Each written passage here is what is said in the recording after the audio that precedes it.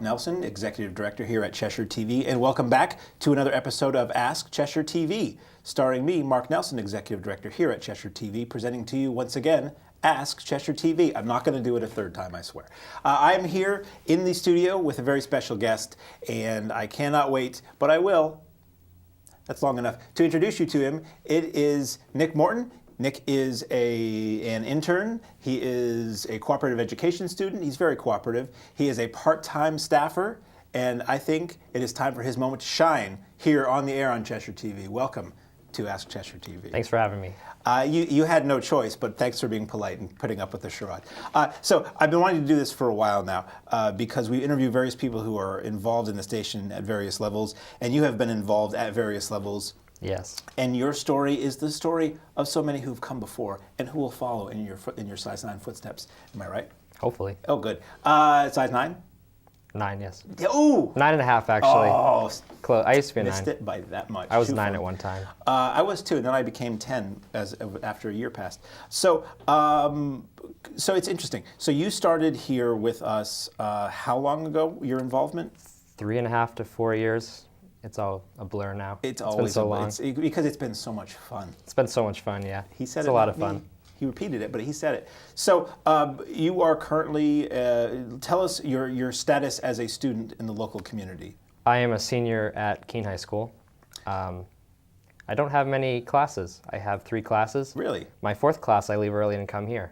Nice. He's not cutting school to come to Cheshire TV. No, it's a work-based learning program. Exactly. So you were in the Keene High, or Cheshire Career Center technically, right? Yep. Cheshire Career Center, what is it called? It's a video class, video club? TV and video program. So out of doing the TV and video program, you came to our attention, or we came to your attention as somewhere to come to get additional skills, learning, put to use what you've learned at Keene High. We've done this a lot of. I get very emotional when I talk about our relationship with Keene High School. Yeah, it's understandable. Not that there's anything wrong with Monadnock High School. We welcome everybody who wants to play. So you were in the video club, the video program there. Yep. And did you have many interest in video before that? Did that help create the interest or make it grow? Well, my first video project, I had to make a video for World Perspectives social studies class. So I went to the program and I asked if they could help me with it. And it turned out being the worst video I've ever seen. And then I was hooked. I just couldn't stay away. So you were in the video class for 1 or more years, or still are? I'm still in it. Okay. How long a program is that, by the way? Well, they have their semester classes, so it's half year. But I've taken 6, I think. I'm in my 6th right now. So yeah, I've taken a lot. So, and you're currently with us you've been with us as a volunteer. Yeah. For some of the various, school concerts and things like that. Pumpkin Fest. Pumpkin Fest, where we've had the last Pumpkin Fest we did, it was staffed entirely by students, if I recall, with some Cheshire TV staff, overseeing and doing some of the other work, but it was mostly Keene High students. And then now you're part of, now what is it officially called? Is it cooperative education? It's cooperative education, but they prefer work-based learning. Okay. We say internally, the name keeps changing, but it's the same idea. You put in a certain number of hours, is it per week or per month or per quarter? I have to have 100 hours to get a credit. Okay. So you're here with us doing various things, from the completely mundane, why am I doing this? It has nothing to do with video production whatsoever, right. to directing shows, or to just filling in for any of us who can't be here to do something on a certain day. Because you, as is our policy here, you did a lot of volunteering thus the word volunteer, for free, doing a lot of shoots and things like that. And the way we do it is, if you volunteer, once you prove yourself to us that you are capable and we can trust you and leave you alone with equipment and you're team worthy, you become part of the paid part-time staff team. Right. And we had you get trained on the robotic system at City Hall. So if you watch any of the Keene City Council meetings or You haven't done any of the SAU 29 meetings, have you? I've done half of one. So you've started on that. Yeah. It's pretty much the same system. It's the same idea. Once you learn, like with so much in video and editing, once you learn the basics, you can apply that to other things. So you've directed a lot of the city council meetings and the city committee meetings when one of our main staffers isn't available or there's a schedule conflict. Now, what's really cool and I love is that you and a crew from the high school sometimes will cover Keene school board meetings that we can't cover for one reason or another.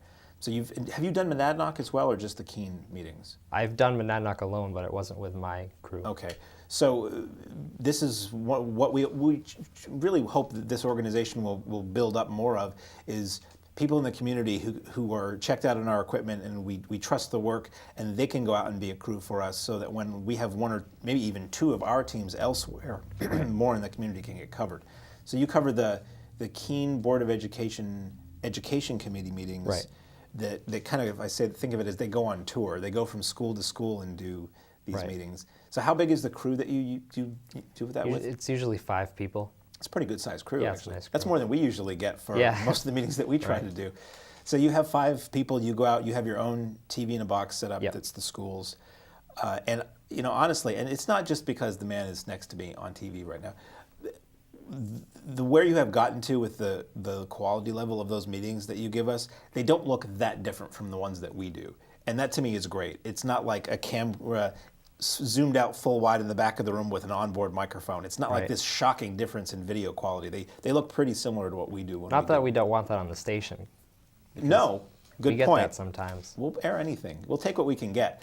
But when we're producing it, we try to sort of strive to have it be, as close to professional TV quality as we can, so that it's, especially with a meeting, you want to be able to hear it, to hear what people are saying. You want to be able to see it when they put up a PowerPoint or something. You don't want lower quality standing in the way of somebody's comprehension of information that's trying to be sent out to the public. So we, thanks to you and your staff and your efforts, we are able to cover things that otherwise would not get recorded and covered on TV. So that's a really big thing for us, and a fine example of what anybody who's interested really can do. So tell us about, in your own words, 75 words or less, your how you became involved with Cheshire TV. Even though we may have covered it already, it was in my words, not yours. Well, Lee Perkins, who used to be you. I've changed. Yeah. He came into the high school, and he talked to us about Cheshire TV and what it has to offer. And I was really interested in it, and I asked him if I could have a job. I went right for the job. I asked him for a job. It can't hurt. He said that I could have one, but I have to volunteer first. So I started with Pumpkin Fest, and that was a lot of fun. I was really impressed with the technology that you guys had that we didn't have. Just everything, the crew. You had an entire crew that everyone had their own job. It was really cool. It was like a professional scene. So after that, I just volunteered for everything that I could, and eventually it just got to the point where I got paid to do meetings and stuff like that. First, the school started paying me to do their ed committee meetings, and then I started doing more with your crew.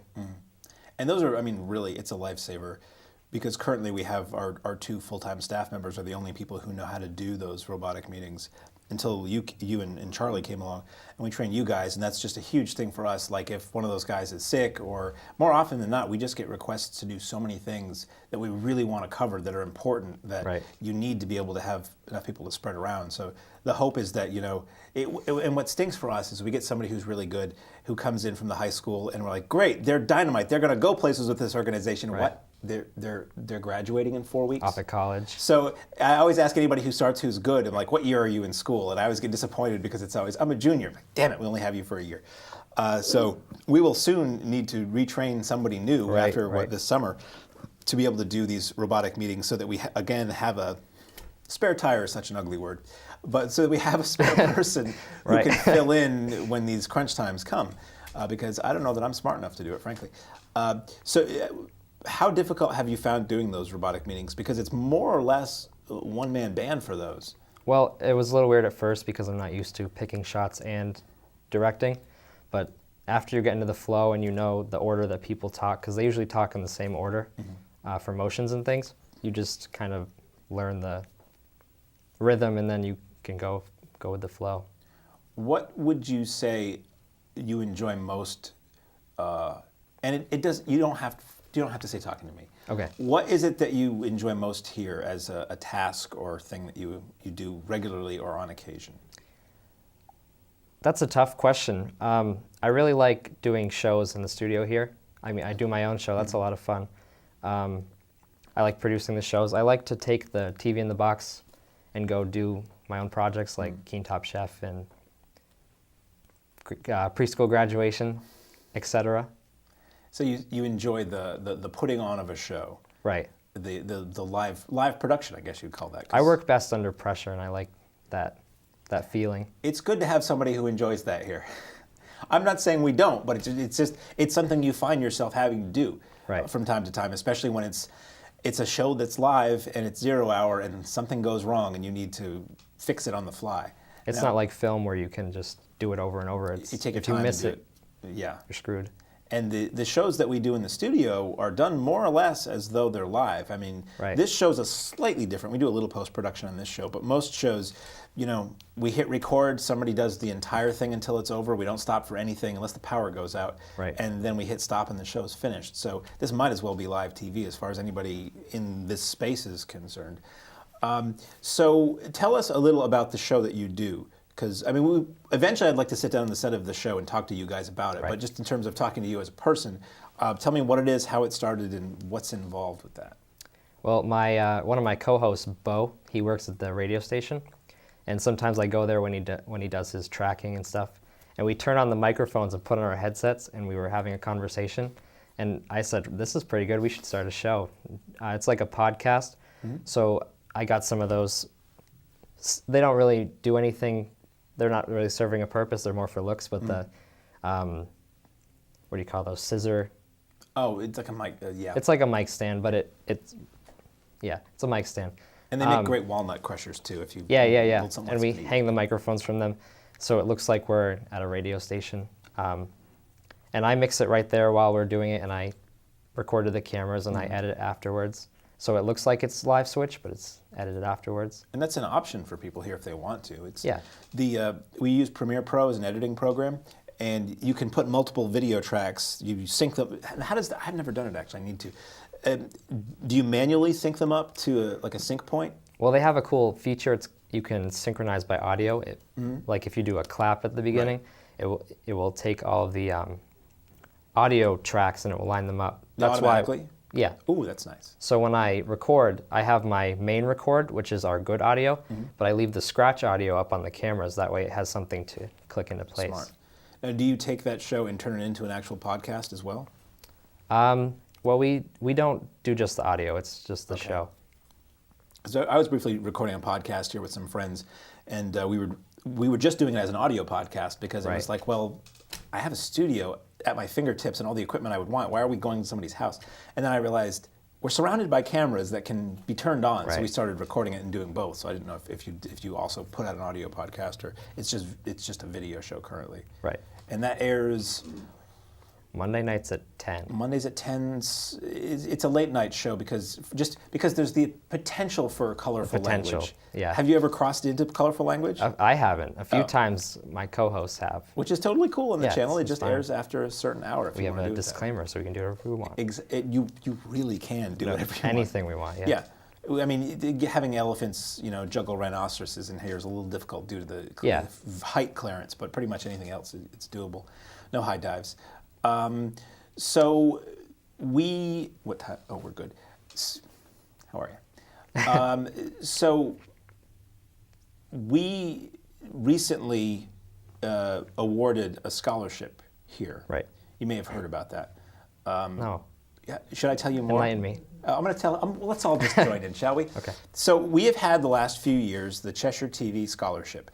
We do a fundraiser every year, and from the proceeds of that, we extract a little bit and we put that into a fund that we award to local, I believe it's high school or college students who are currently enrolled in a media arts program and who are involved with Cheshire TV. Right. So this year, when it was about time to start, culling the applicants, it was suggested internally that we should start advertising for this, and I realized it's too late. Way too you late, have to yeah. you have to have been participating for like a year or two, or a year. If you go to our website, CheshireTV.org, there is information for it there, and if you pick up a membership packet here, there's a one sheet for it. Because you had been involved with the organization for a long time, and because you applied, Right. application is not guarantee of winning. Being the only sole applicant who qualifies, pretty good chance you might get it. And that was your case this year. Yeah. So you were the applicant, and basically what we award we have the potential to award 2 $500 scholarships each year. And if there's only one applicant, or if the board deems it the applicant worthy, we may give both awards. That's what happened the first year when Brittany Mena won. She got both of the awards. Last year we had a few applicants, and I think we had 2 applicants, and we wound up splitting it between the 2. Right. This year you got both. So you got a tidy $1,000 from fundraising proceeds went to your education, and you are going to Linden State. Linden State, and that's going to be regular college, beginning of college at the end of the summer. Right. So that's going to hopefully that will help you get the jetpack that you've always dreamed of. I've always wanted a Or we jetpack. don't ask what they spend it on; we just give it to them. And actually, in addition to that check, the guys, here chipped in, and we got a little something for you. Oh, yeah? I wanted to formally present. I haven't set this up in advance. I wanted to formally present this to you, and we thought it would be a symbol of all the work that you've done here, and and it was something that you could take with you and hopefully display in the home. Okay. And I'd like to give you this formally on behalf of Cheshire TV, and we had a little something inscribed. Would you care to read that to Sure. everybody? Sunday morning All-Stars, 84-85. Yes, so that's you can have that changed if you want, but we thought that really completed the feeling. I like of it. that. I think that's perfect. And don't feel too bad for him because he got $1,000. So I mean, you could get it all in singles and put that on top of it. You could roll it up and stick it in there. I mean, whatever. And it might look like a bowling trophy, but that's somebody who is made of gold and has the world in the palm of their hand, which is basically your story going forward in life. And I've never been much of a bowler, So now you it's have fine. that. Now you have that. Yeah, What more can you yeah. ask for? Well, something nicer than that. I wasn't expecting that. He wasn't. See. It's because Cheshire TV cares. Foolishness aside, congratulations on that. Thank you. There was no question in awarding that to you. I mean, okay, yeah, you were the only guy who applied. But if you were terrible, there's the potential of one applicant and us going, they don't really qualify. Winning by default is still winning, though. This is true. Take it where you can get it. It's my philosophy in life. So I know next year we're going to put more of an effort into promoting this in all the local schools, or the local schools where applicable, at the beginning of the school year. So, I mean, part of the idea is to help induce people to come and play here and be part of it, but also to give back to the community that gives to us and help people go into this industry who want to. I mean, if you look at our track record for people who have been interns here, it's Pretty spectacular. It's pretty stellar.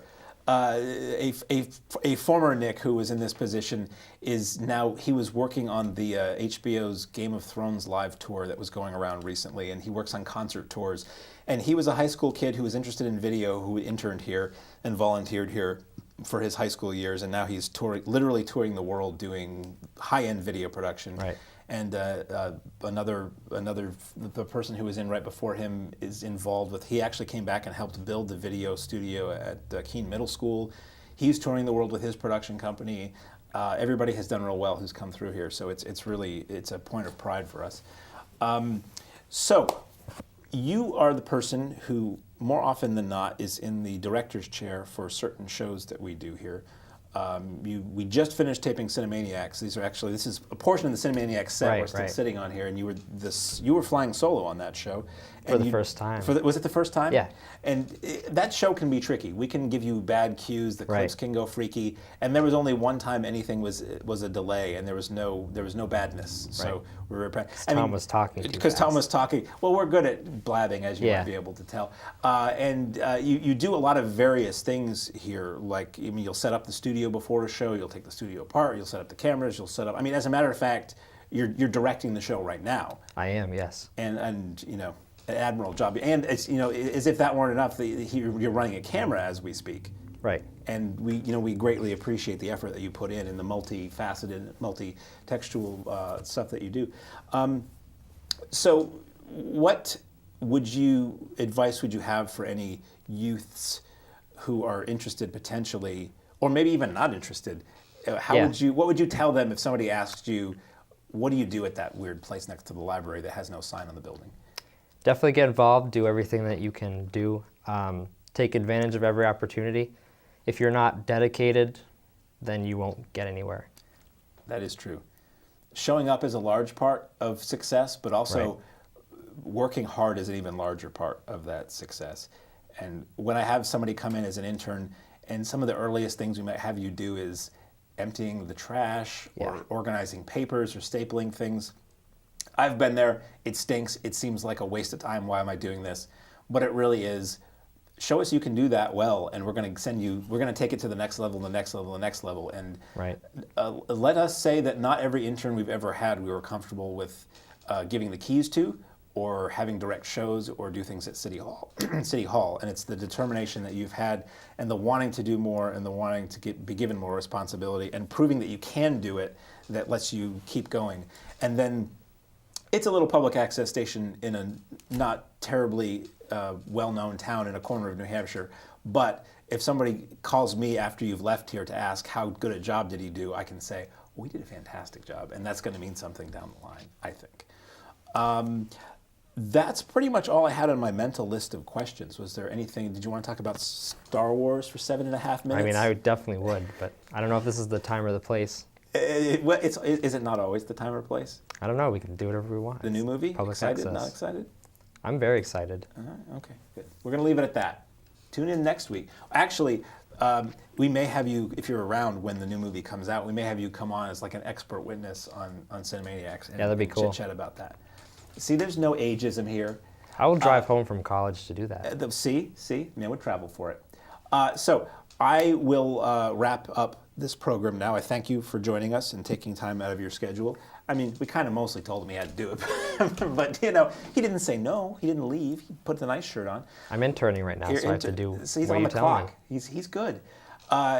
If you would like to send us any information or questions or communications here at Ask Cheshire TV, you can send us an email at askctv@cheshiretv.org. You can look at us on Facebook at facebook.com/Cheshire-TV.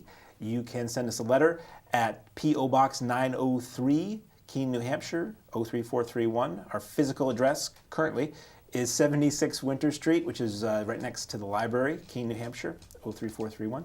Or I may have said that already. 76 Winter Street in Keene, right next door to the library. What other forms of communication? If you wanted to give us a call on the Pahoney, that is 603-283-6621. And we're open Monday through Friday, 9 to 6. If you want to stop in and say hello and get a free tour, we will apples and pears do that. We'll take you apples and pears and show you around. Until next week, I am Mark, and I will see you on TV.